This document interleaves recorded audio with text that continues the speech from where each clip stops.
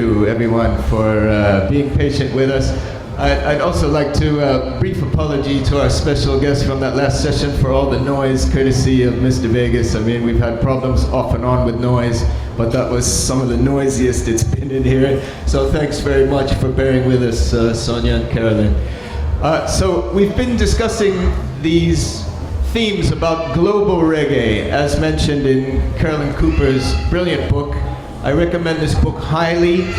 The scholarship contained within the book is consistently high, and I feel that it really gets to the heart of the matter, looking at what reggae is now, because once upon a time, reggae was Jamaican music. That was its definition. But now, reggae has somehow gone around the globe, and there's been all kinds of transformations. People taking on to the music, people in Jamaica being influenced by what's happening, by people making music outside of Jamaica. Whole heap of concepts, all kinds of things being explored in this book, so do get your copy. So joining us to discuss these issues, we have some international artists. In the, just next to Ellen over there, we have Jubba, drummer from Dubtonic Kru from Jamaica. And next to Sonjah Stanley Niaah, we have the singer ChaCha from China. And next to her, we have Mark Iration and MC Dan Man from Iration Steppas, UK. So, there's so many issues to discuss here, and there's so many thought-provoking things brought up by both Carolyn's talk and Sonjah's talk. So I'd like to begin this very free and open roundtable session by just directing a question to Jubba. So Jubba, as someone who's part of a self-contained band there in Jamaica, and also Dubtonic Kru is a band that's been performing outside of Jamaica, and interestingly, at this edition of Rototom Sunsplash, you're not only backing Jamaican artists, you're actually backing European reggae artists at this festival. So can you tell us a little bit about these different aspects of the music that you make, and what your view is about what reggae is now? Okay, good evening, ladies and gentlemen. Yeah, first of all, let me give props to, the professors for, your statistics and economics, on the reggae music industry, where it's at, where it's coming from, and evidently where it's going. I guess the main topic being discussed today is Jamaica still the capital of reggae? So I'd like to give my, a little bit on that before we move forward. First, my understanding of the definition of capital is headquarters of, an industry, business, or, whatever it may be. So, therefore, Jamaica being considered the capital of reggae, that's opinion. That can be based on opinions. However, we cannot go without acknowledging the fact that Jamaica is the origin of reggae music. So there's a difference between whether Jamaica is still the capital and Jamaica being the originator of reggae. So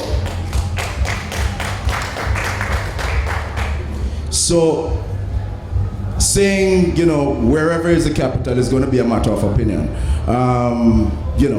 My opinion would not make a major difference here. But what I can say is that reggae music, as a music for the people, represented by a set of people for a greater population of people, it resonates with various nations. Evidently, it is the music that speaks for the oppressed, mostly, for people who are about equal rights and justice. And so I would say that the people, the world, is the capital of reggae, because people from various backgrounds are able to connect with reggae music based on the fact that from every facet of life, you know, and regardless of what level you're at in life, your background, your cultural background, your religious background, you can connect with reggae because it speaks to you. You know, you see the struggles, you deal with the issues on a day-to-day basis, whether it is politically motivated or not.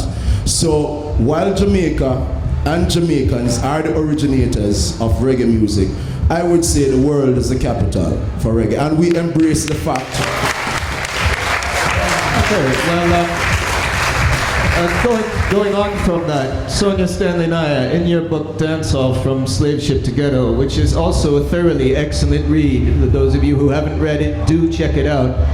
You look really at cultural geography and the spatial realities of dancehall. You in effect deconstruct dancehall as part of the spatial dynamics of the capital of Jamaica, Kingston. So I wondered, what are your thoughts about what Jubba just said about this notion of a kind of universality of reggae? Or very interesting.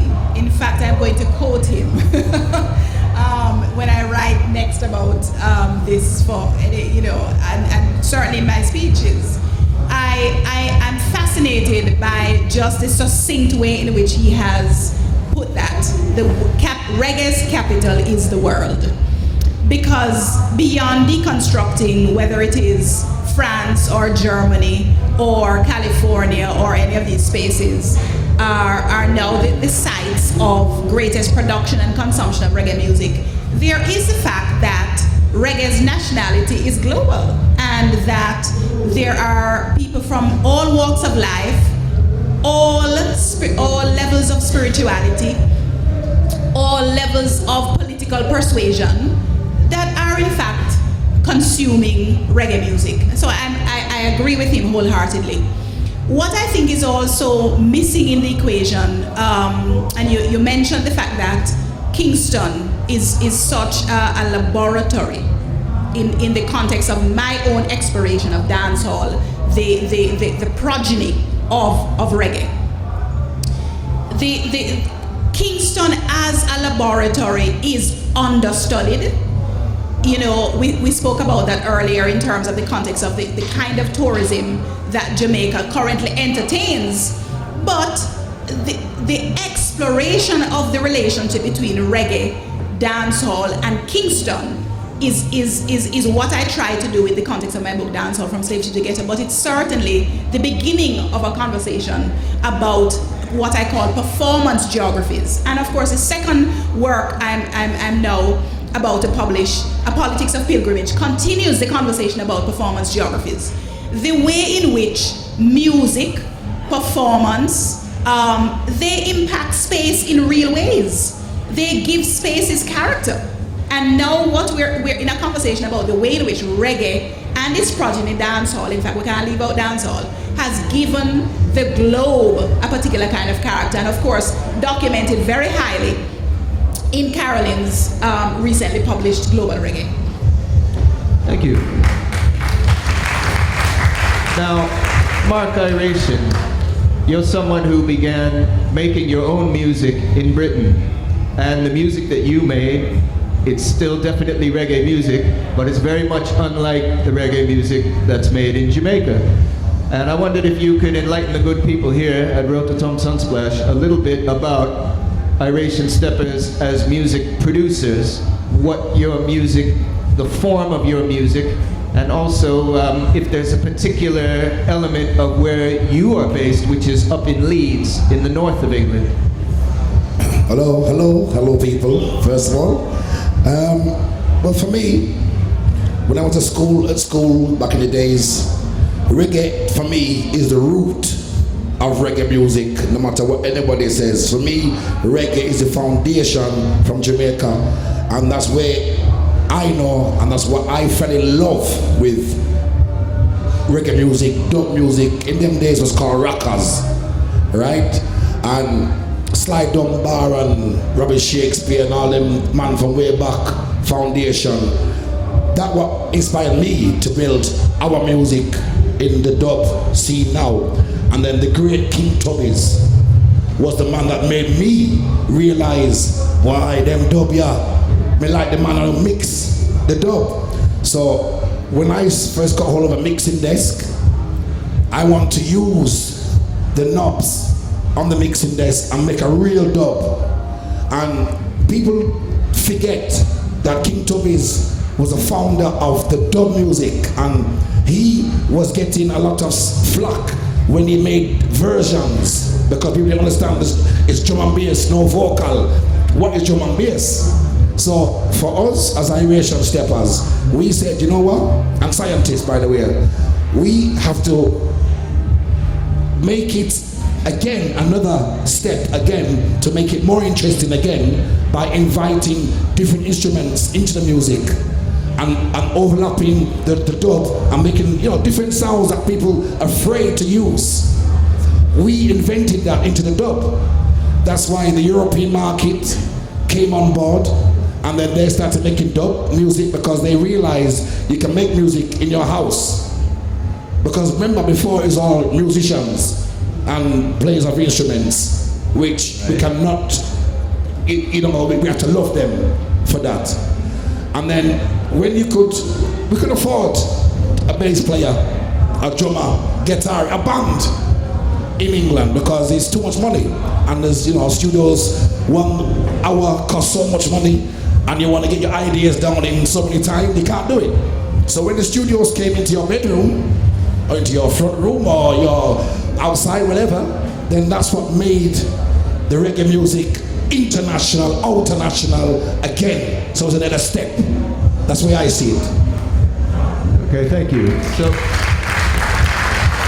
So you're basically saying you drew on the techniques of the pioneers in Jamaica, like King Tubby and scientists, and then because you couldn't afford to actually pay musicians, you used that DIY ethos that maybe came through something like the punk movement or something like this to take it to the next level.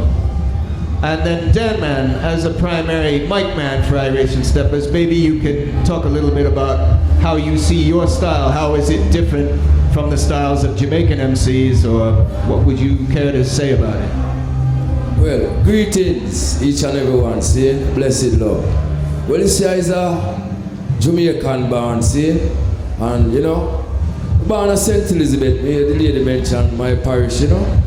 And you know what I mean, I came here when I was a tender age, you know, in England, see, and I met a brethren, you know, and we decided to become Rasta. Because when we say Rasta in Jamaica, I never know nothing about music, reggae music, I know about ska beat music and, you know what I mean, blue beat music and all them kind of music, they see. So we meet a brethren now and we decided we was playing sound system for this elder. He passed away now, and we decided to say, well, okay, we've learned enough, so we're going to build our own, you know. Them times, you know what I mean, amplifiers, you know, we using valve amplifier, and we pay like €1, you'd call it £1 in England, a watt. So we have 300 watts of amplifier power. So that's what we use, and from this on, I was like the MC, and my brethren was like the operator and selector. Oh, we managed to build this system. You know, it was only 2 of us, and we decided to say, okay, one work. You know, the 2 will work, in fact, not one work. The 2 will work, one by records, and one by speaker and board. You know, wood for build the boxes then, and glue and nail and etc. Yeah? So, from this on, we become like a mic man now, you know?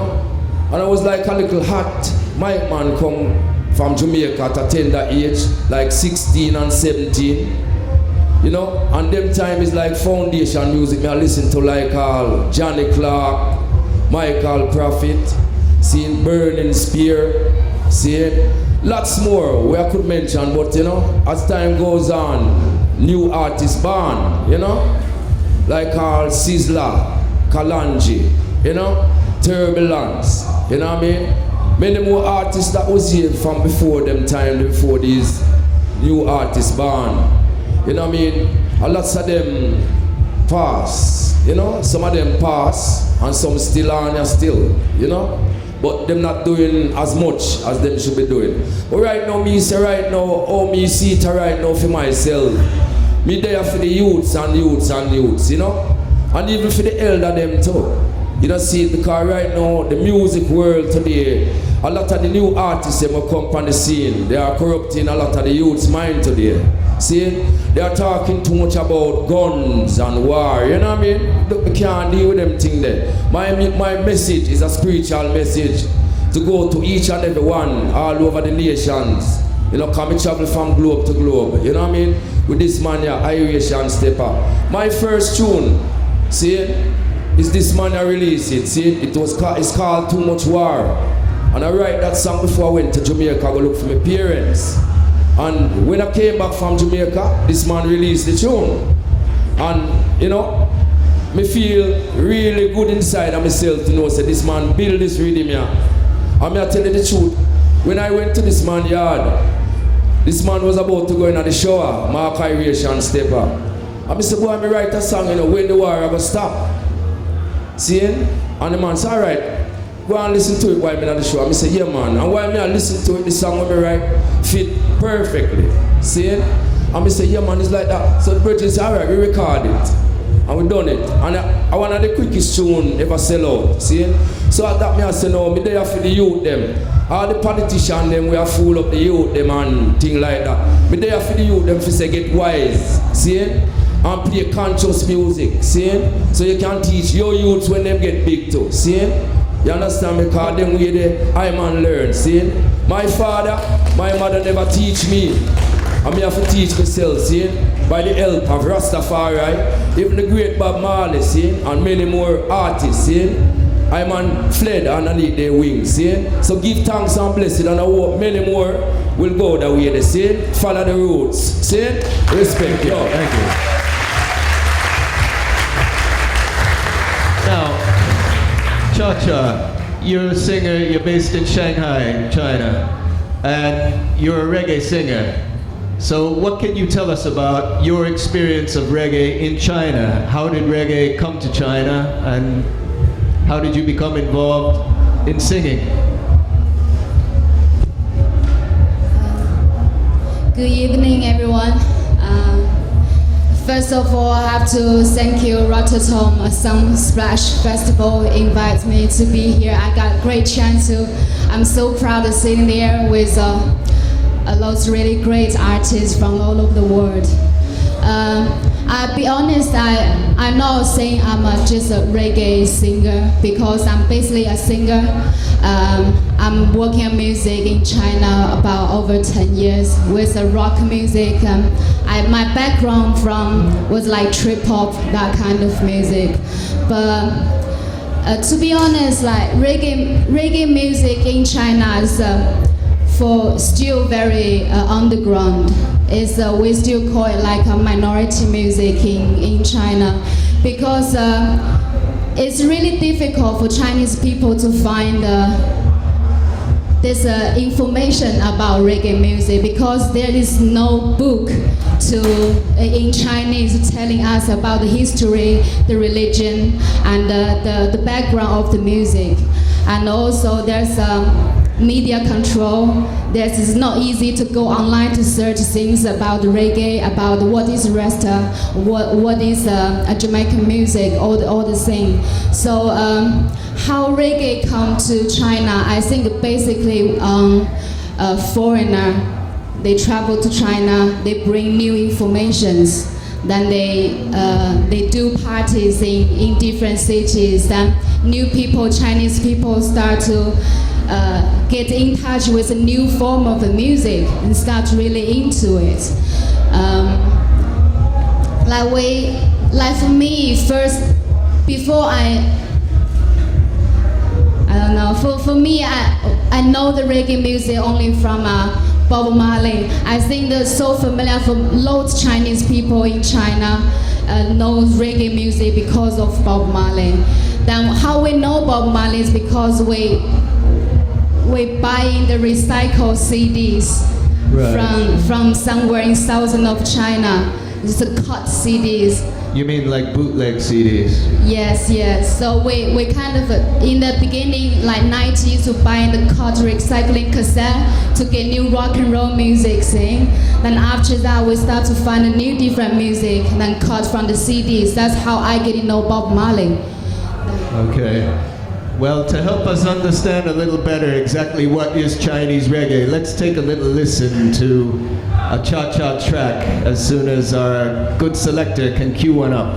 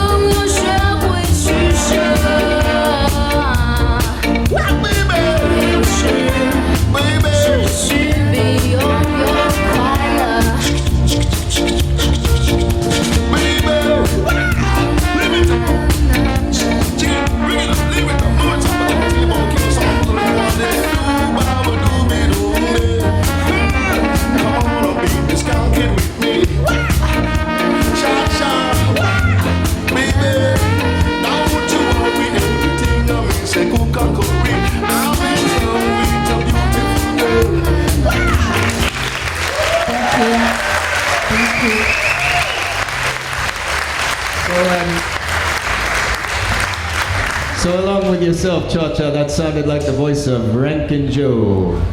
Can you tell us a little bit about how did this track come together and what is actually the song about? This is actually a very, very interesting story behind it. It's all because the legendary Clive Chen. Actually, how I met Clive Chen is really interesting. When 2008, 2007, when we still use, because of the media control, it's not easy for us to go download the music and get information, but still Chinese people trying really hard to make their own music, to mix with music they like, but with Chinese elements. So I also really into reggae music, so I use different rhythms, then record my own Chinese version, and then I put on MySpace. One day I got a message from a guy called Clive Chen. Of course I didn't know who Clive Chen was. Then he sent me a message, said big up, and I'm really happy to hear Chinese reggae song. Like I never heard any Chinese reggae music, so that's very interesting. So he really wants to find a way to come to China to discover more about what Chinese reggae songs are like. So I go through this message to his MySpace page, then saw the first track on his MySpace player called Jubba. That was like shock about 2 minutes, thinking, is that guy produced a track called Jubba? Is that him? Then I listened to many times and search things, asked my friend, I think, yes, is that guy? I can't believe it. Then I emailed him back, said, yeah, I can't believe I got a message from you. So I would love to have you come to China to play some more music. We have a reggae group in China, been doing reggae party for at least 5 years already, based in Shanghai. Then that happened. So we get Clive Chen come in Shanghai in 2008 to play with our group. Also did a really interesting talk about Jamaican music, with the connections Jamaican music and Chinese. They're telling us a lot of story about that. Then in the end, we went to the studio. Then he bring out the track. Actually, it's a Rico special. The first version should be 1960s, but it's a 1980s version, new version. So I done the vocal on that. Then he bring my vocal lyrics back to New York. Then email us back saying he think Ranking Joe toast will be really good on that together. Answer back with ChaCha.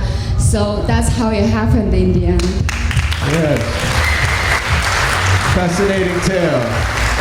And of course, Clive Chin, one of the legendary producers of Jamaican music, a man of partly Chinese descent, and of course we were fortunate to have him here at Rototom Sunsplash to enlighten us. And also, Iration Steppas, you have collaborated with Rankin Joe, and in fact you'll be collaborating with him tonight over there in the dub station.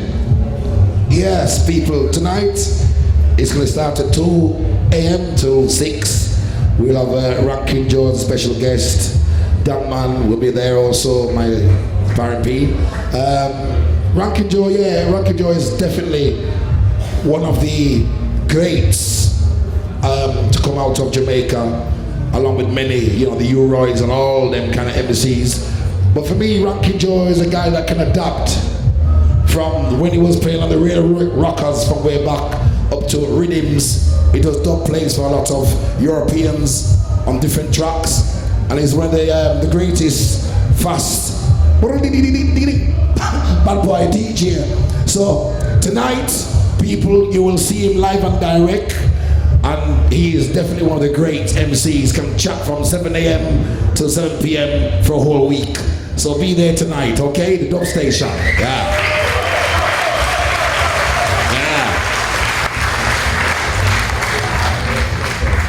Yes. I have a question for Jubba, and I think it's a question that is very rich of implications, so I'll try to resume as far the more as I can. I think reggae became global at the maximum peak of the spreading of Jamaican music to the world, and to spread Jamaican music to the world is something very hard, and it has something to do with investing money, with printing records, with a lot of energy, and you can do it by only by your own, and it's a brick by brick work.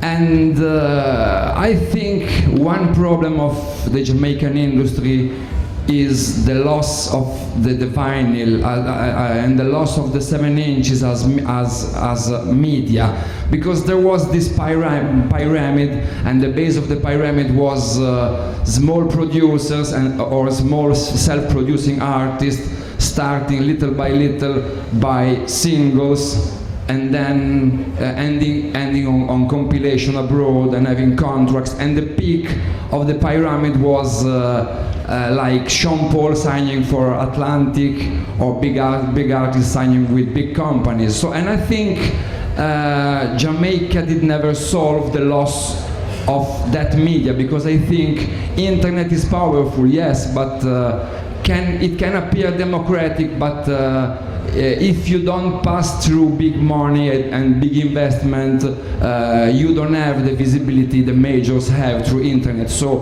would like to know your point of view. Yeah, that's very true. And what I like to add to that is the fact that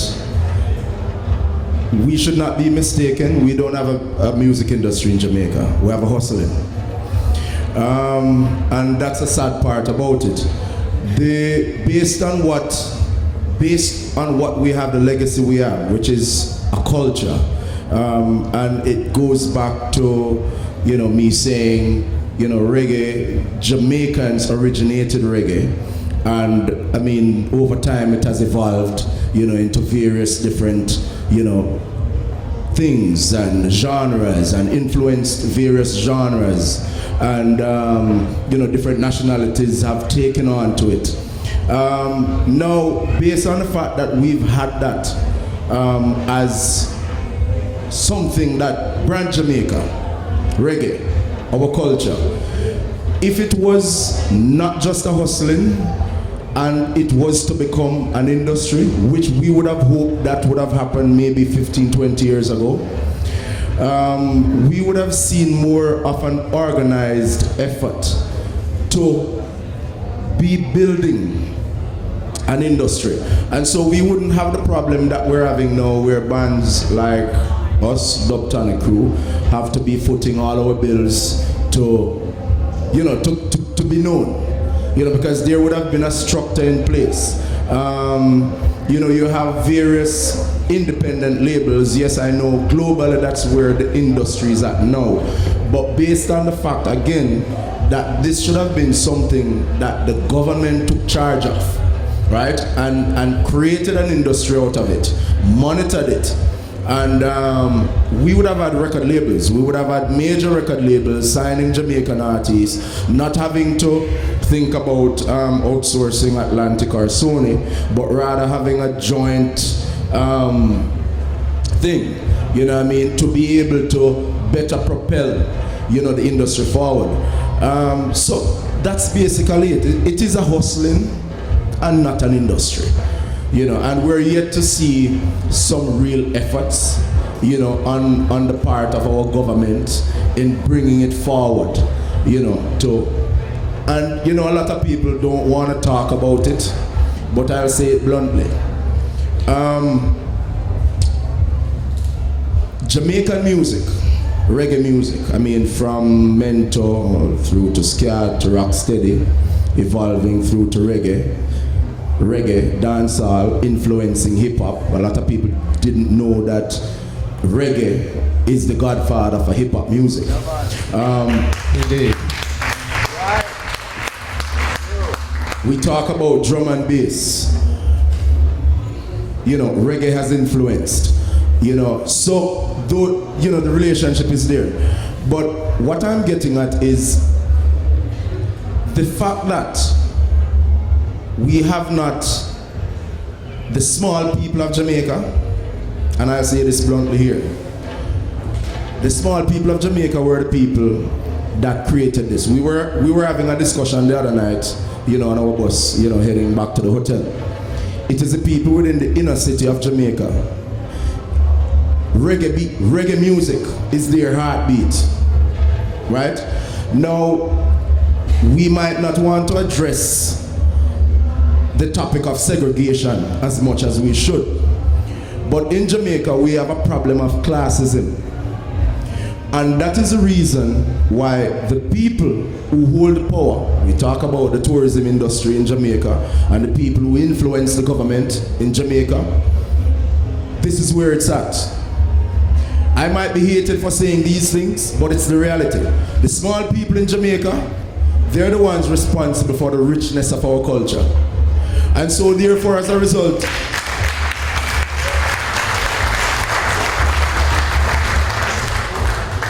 that sometimes is a very hard seed to swallow by those who have control. That's all I'll say.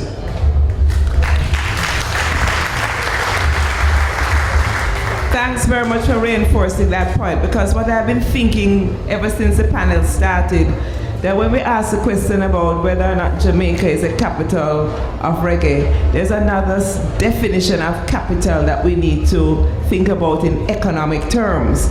And the capital in Jamaica is owned, as you say, by the people who do not create the culture.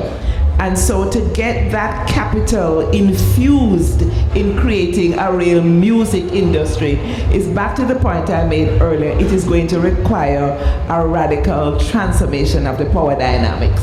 And that is not going to happen easily, because if you have a bag of money to invest in Jamaica as a so-called big man or big woman, you're not going to think of investing it in music, because that is the same music that is talking about the people Babylon, and with a bundle of Babylon, and, you know, so that the music itself is articulating a politics that is challenging your very existence.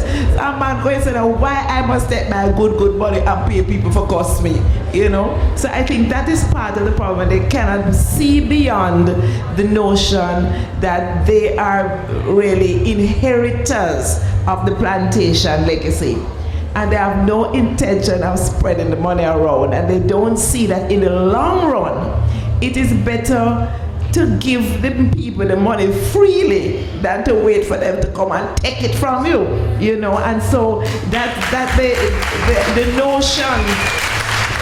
notion of enlightened self-interest is something that the capitalists in Jamaica do not understand. And it is true that there are, you know, there are people who do philanthropic work, and many of the banks have, you know, foundations that try and do a little thing. So I don't want to make it sound as though we are that terribly wicked.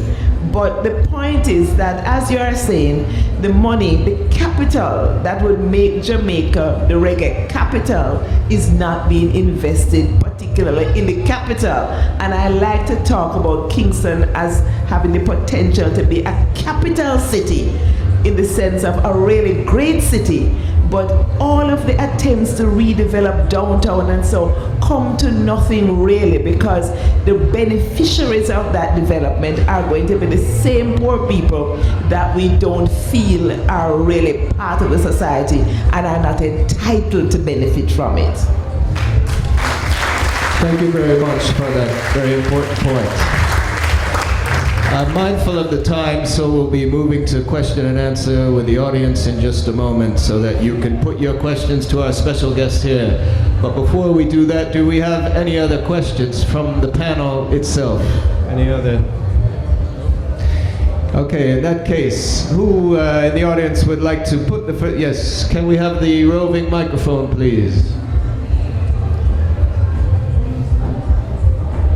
And please, make your questions succinct and to the point as possible in the interest of time. Thank you. Hello, I am from London. I'm 18 years old, and this year I actually went to Jamaica by myself. I made some money and decided to go to Jamaica because of the influence that reggae had on me. A lot of my friends were traveling elsewhere in the world, and I decided to go to Jamaica because of the politics that its music is kind of inspired by, and that to me was very interesting. I wanted to go and explore it. And going back to the point you were making earlier about Kingston not being seen as a kind of tourist welcome place. I mean, before I went, people said to me, don't go to Kingston, don't go to Kingston, you're gonna die, don't go to Kingston. In the end, I was in Kingston by myself for 3 weeks. I mean, like, look at me, and I was absolutely fine. Never once did I have a problem, apart from, like, you know, a couple arguments, but never once did I feel endangered by any of the people there in the way that to the rest of the world it's portrayed really negatively. So that's one of my points. My question is actually, I mean, we're saying a lot that Jamaica is the capital of reggae and whatnot, but I think if you look at this festival here and the kind of the Jamaican flags everywhere, and it's all about Jamaica. In what way do you think that the people that come to festivals like this could actually give back to Jamaica and kind of make it so that when I was in Jamaica, Jamaicans could never go to the musical events because all the ones I knew like just couldn't really afford it. And that really upset me because I could go, and these people who are from the country, they can't go and listen to their own music. I felt quite bad. How do you think that, like, I don't know, festivals like Rototom and all the European reggae festivals, which are massive, can give back to Jamaica and make it so that Jamaicans can go and see their own music? And that could in some way make Kingston more the capital of Jamaica. If Jamaicans are going to watch reggae in Kingston, there's going to be more reggae events and other people will come. So yeah, that's my question.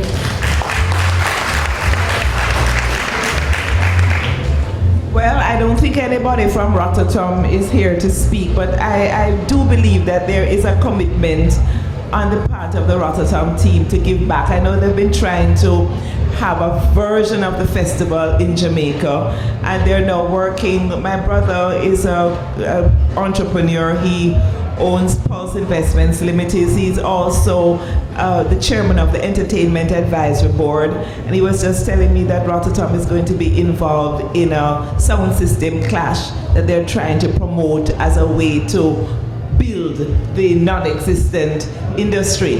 And I just really want to support your point about the perception of Kingston, because while I was directing the Reggae Studies unit at the university, there was an Italian woman who came to do research. And she said everybody told her, you're going to Jamaica, you know, are you crazy?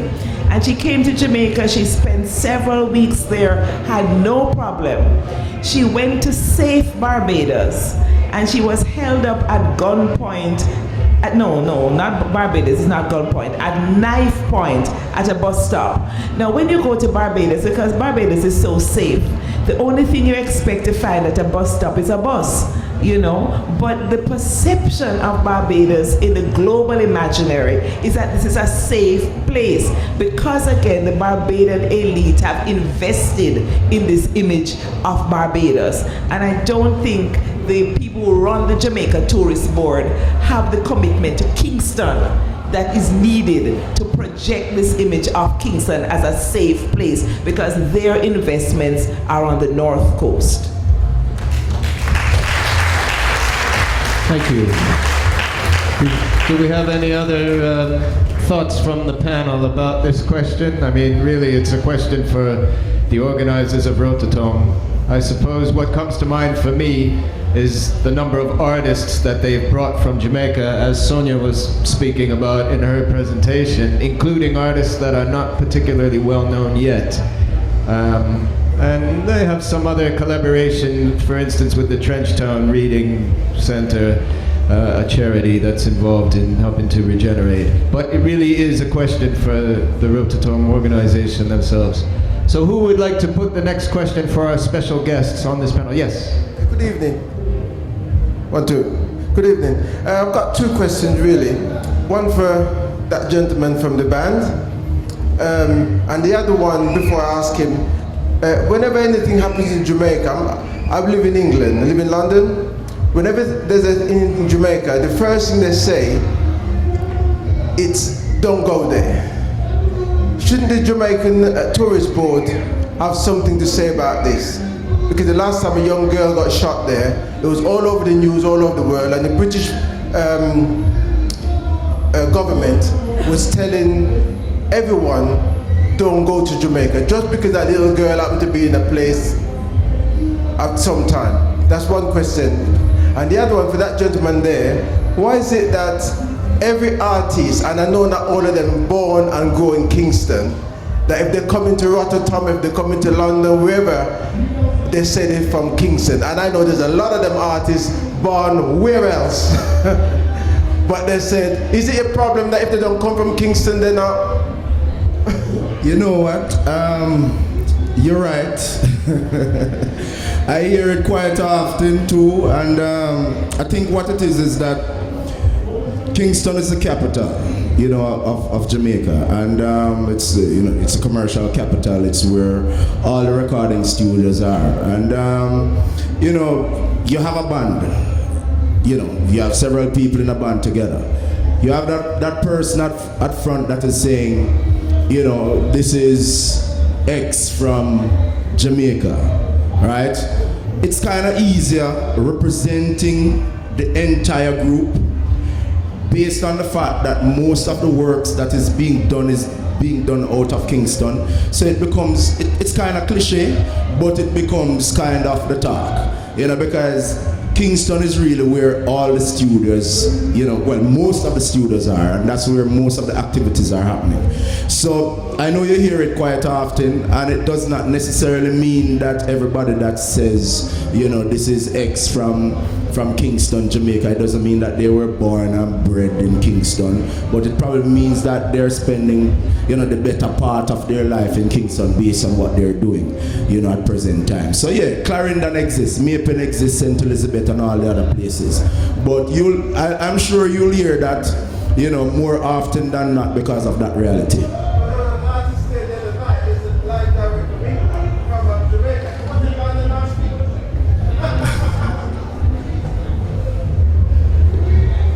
We are a global people, and we have multiple passports and multiple identities. So yes, he's from Jamaica via London or Leeds.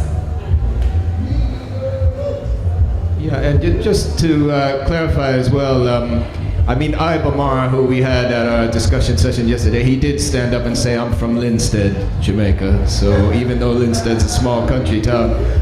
Also, if you've been to events in London, oftentimes Mandingo, the record producer, a Jamaican who's based in London for a long time, he's often on stage introducing Jamaican artists, and he always makes a point of saying what parish they come from. So, you know, for instance, if you go to a Burning Spear gig, you'll have Mandingo up there letting you know he comes from the parish of St. Anne. And we're starting to run out of time, so we've got time for just the last few questions. Yes? Hi. Yeah, good afternoon. My question is for Iration, Steppas in general. Why is it that dance music in general, reggae music, the dub that are made these days have no longevity? Nowadays, you really hear about the artist before you know the artist, because everybody has a little studio mirror in their backyard. As soon as you hear about the tune, it no longer exists. There's no longevity to what's being made. In dub, yeah, boys, in dub, I wouldn't say, I think there's a longevity, but you see what people do in England, the dubs are kind of exclusive. So when you're not hearing the dubs in the sense of like a longevity thing, it's because sound systems in England have an exclusivity of what dub they might produce for my next man or for themselves or whatever it is. But as for record sales, it's bigger than Jamaica. So it's a longevity in the sense of like what artists from Europe or from the UK, there's many releases releasing from UK and Europe right now, that's what I'm saying. So I'm not really sure exactly what you mean by longevity, exactly. If you can explain a bit more about the longevity thing. All right, for example, right, in the 80s, right, when you do like a rhythm, right, the couscous, the ansa, the kochi, you notice those rhythms last for 10, 20, 30 years. Why is it that as soon as a dub make now, the most that dub will last for maybe 5-6 months? No, I'm serious. Give me a good answer. Yeah, well, me living in England, I can say that there's an exclusivity and there's like tunes are the couscous and the money and stuff like that. Yes, you are right, because Jamaica is like embedded into our bodies, and anywhere you go, everyone's playing on them tune, and the biggest artists are on them tunes from way back. But in the English sense of dubs, you have Benicasim, you might have Michael Prophet, you might have certain other artists. But if you go to anywhere in Europe, there will be certain tunes that is big, but because it's not played on stage, or it's not played in Jamaica, or not played in America somewhere, that's why it won't be longevity, because it's only played exclusively in certain countries like Europe and England, maybe even places like Peru and Mexico. You will get that kind of music, but in Jamaica, you won't get the English dubs. In Jamaica, that's the problem. That's why it's not exclusive in that way, but we will talk later.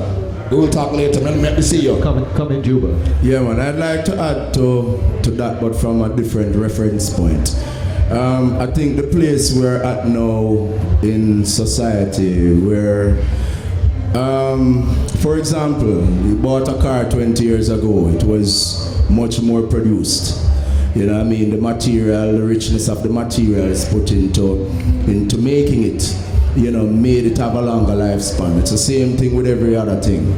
Music nowadays. So if a company comes out and intend to invest more money into production, into a car, it's gonna have a longer lifespan. It's the same thing with music. You know what I mean? If it's made to just blow off in a short period of time because, you know, the efforts and the level of production put into it was not that much to make it, you know what I mean? You think about the Wheelers, you know, and the Third World, and, you know what I mean, all those bands back in the days, and artists, you know what I mean? You have several different personalities coming together to create and mold one sound. You know what I mean? So when you have a producer sitting in the studio, and I mean, I'm not knock a producer that does that, but what I'm saying is that this is the reality of the situation. When you have the various personalities coming together and creating something to make one, years after you're gonna hear this one piece of instrument or this one piece of phrase that you never heard even 10 years before. The feeling that comes out of that based on the various personalities coming together to create this one piece is gonna make it have a longer lifespan. You know what I mean? So it's across the board. Any production, anything in life is the same thing. So this is where we're at now. Things are being mass produced. Thank you. Yes, Herbie Miller, please make your point. It's such a pleasure sitting here listening to you all talk about race and class and music and redevelopment of communities and politics and the arts in a general sense in terms of humanity, and each one of those could be a topic that would keep us here the entire evening. So when Jubba raised that point about the class thing, ironically, you know, the thing is that when you look at who is at the head, it translates into race thing. Not just a class thing, Jubba. It now turns into a race thing, because when you look up there, is as Carolyn said, are the beneficiaries of the plantation system that run the present day plantation said speed. So it's such a rich discussion taking place. But in relationship to the longevity, it's not just reggae music. Every kind of music right now is going through that short lifespan. And the internet, the availability, the immediate availability of creativity has, to a great extent, been responsible for that. But to a greater extent, to me at any rate, is the fact that in reggae music, or in a general term, using reggae as the overall thing, if you look at ska, the rhythm of ska was consistent. There is no difference in ska rhythm. Every ska rhythm is the same. What is different is the melody. And it is the melody that has a longevity. So when you hear a Scatterlight song or a Whalers song or any song, it's that melody that you catch. At a certain point, we flipped it and started to call melody rhythm. And so that's where we start playing this melody line and calling it a rhythm, which is a revolutionary thing in Jamaican music again anyway. When you get to what's happening today, because the best songs today, the best songs, if you listen to them, it's not an original melody you're listening to. The lyric might be beautifully written, but you're really getting a rehash of something we're already accustomed to. And that in itself allows us to buy into it again, because it done nice already. So it's just nice again. So it's not a new rhythm. When you listen to some of these big hit songs that people start fighting over when it sells 1 million copies, it's because it's already a old song. People not making any new rhythm, brethren. They're just rehashing. Yeah. Thank you, Herbie. And no doubt we'll be discussing topics like those when we all sit down together on Friday, and we can hear more of what Herbie has to say. In bringing this session to a close, we have a few announcements to make, but I'd just like to go through one by one and just remind everyone. So first of all, Jubba, can you please enlighten the people about the wonderful album that you've done? Because I'm sure the good people of Rototom who had the pleasure of seeing Dubtonic Kru perform here know what they're capable of. I recommend this album highly. So Jubba, tell them the title of the album and where they can get it. Yeah, well, give thanks for the plug. The album, our most recent album, is called Evolution. And it is being distributed by, VP Records worldwide. You can get it in stores. You can get it on iTunes. You can check our website. It's available for download.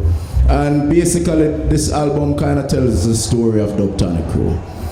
I mean, it's from day one to now.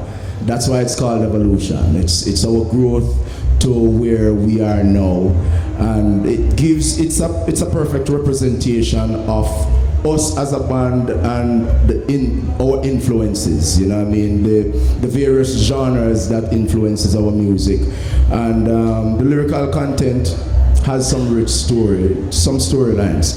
So if you get a chance, go check it out. Evolution, Dubtonic Kru. Yeah. And Sonjah, can you please remind the people of your previous book, the title and the publisher, and then again this book that will be forthcoming, what's the title and who's the publisher? So my first book, Dance Hall from Slave Ship to Ghetto, I can only use the word inspired. I was inspired to write that book. It tells the story of my own journey in understanding this thing that I introduced called performance geography, with Kingston as the site of production for dance hall. It is published by University of Ottawa Press. It's available on Amazon.com. And my second book, A Politics of Pilgrimage, Reggae Music and the Movement of Jah People, is forthcoming. The publishers, I'm waiting to hear back from Roman and Littlefield out of the UK, in a new cultural studies series. And the hope is that it will be out by the early part of 2014, if not late 2013. I hope you do get them, both. And ChaCha, can you just let the people of Rototom know what music of yours is available so far, and also remind them when you will be performing here at Rototom and where?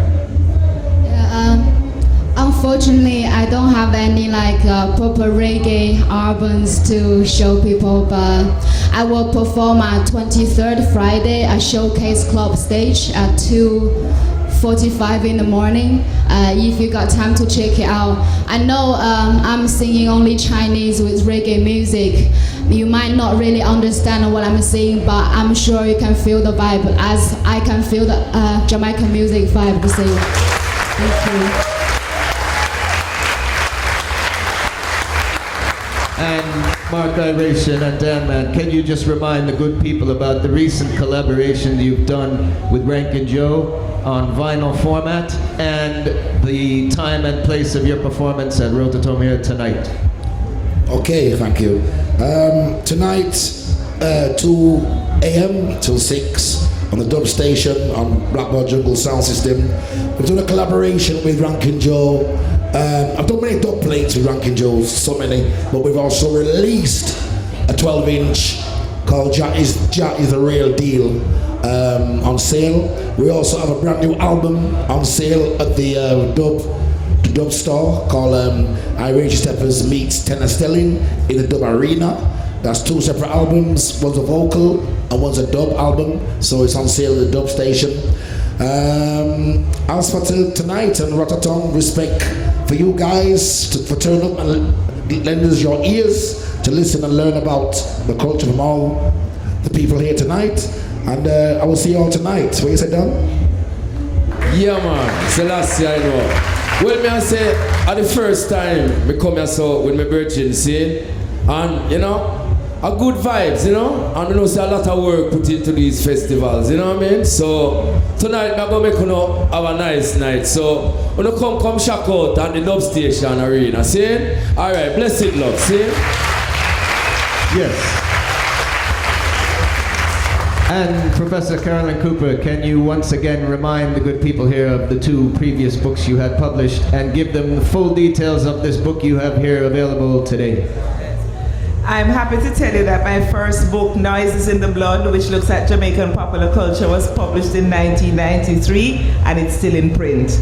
And in fact, Duke University Press just put it on their electronic catalog, so it will be around for a long time.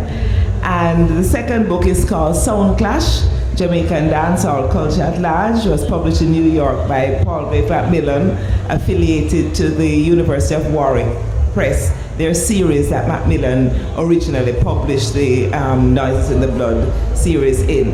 This Global Reggae book is really something that I'm very proud of for all the reasons I said before, because it really documents the global impact of Jamaica and popular music. ChaCha, we don't have no China reggae night, but next time, the next version, the updated edition, we definitely have Chinese reggae.